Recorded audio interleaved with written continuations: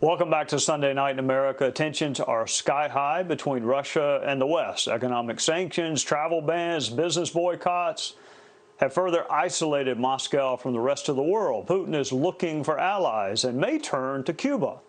Russia claims it invaded Ukraine in part because it did not want weapons from the West pointed at Russia. The U.S. is not likely to allow missiles pointed at our country either, and Cuba is just 90 miles from America. What should and will our response be if Russia and Cuba partner up again? Florida Congresswoman Maria Salazar is the daughter of Cuban refugees and sits on the House Foreign Affairs Committee. She joins us now. Congresswoman, what do we know about the relationship between Russia and Cuba?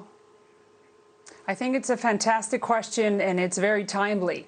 Well, Cuba and Russia are enjoying right now the warmest relationship they have had since the fall of the Soviet Union.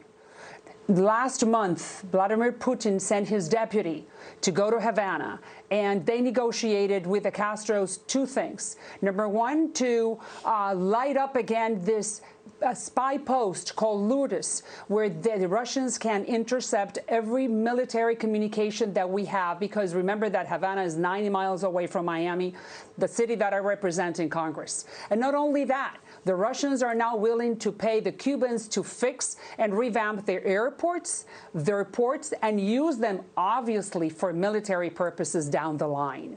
So while Russia is doing this despicable act against the Ukrainians, they have been penetrating Cuba since the last couple of years. And it's paying off because Cuba, Venezuela, and Nicaragua are with Vladimir Putin in this war. But it's not only Cuba, it's Venezuela, which is even worse. I'm not sure if you know that this weekend, Juan Gonzalez, who is the National Security Council advisor, is in Caracas negotiating with Nicolas Maduro because the Biden administration has come up with the idea, since we're going to probably shut off oil from Russia, now we're going to buy it from the Venezuelans. So we are punishing one tyrant in order to benefit another.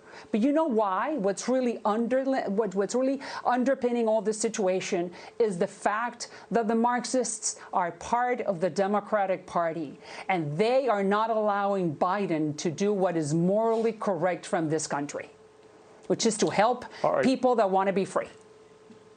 All right, speaking of freedom, what can the U.S. do with respect to Cuba to fan the flame of freedom in that country? What can and should we be doing to incent the Cuban people who want to be free?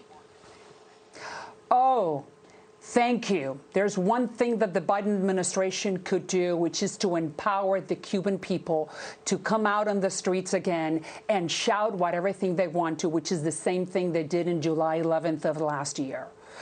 Cubans want to be free, and we need to give them one thing: leadership and connectivity. I myself have spoken with the State Department many times, asking them, please give the Cubans the same thing that we're trying to give the Ukrainians: connectivity, internet.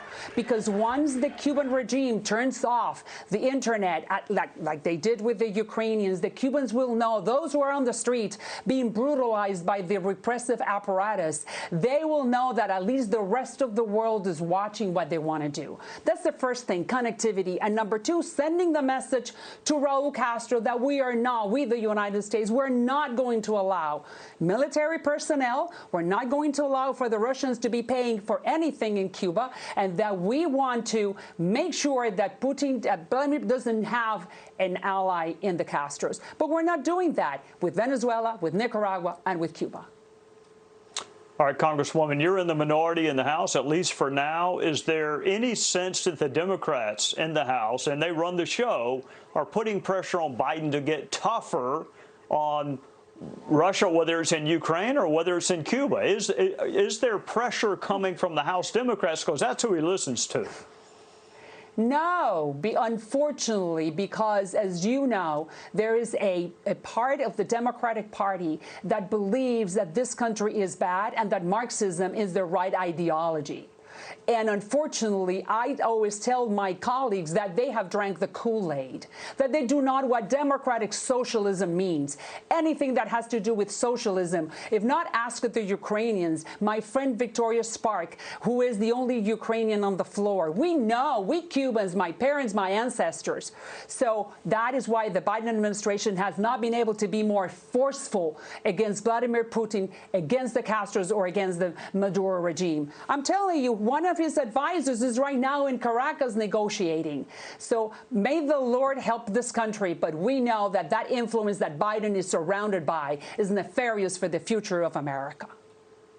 Well, thank you, Congresswoman, for keeping your eye on all the different spots, South America, Cuba, Ukraine. Can't wait to have you back on. Thank you for joining us on the Sunday night. Hey, Sean Hannity here. Hey, click here to subscribe to Fox News YouTube page and catch our hottest interviews and most compelling analysis. You will not get it anywhere else.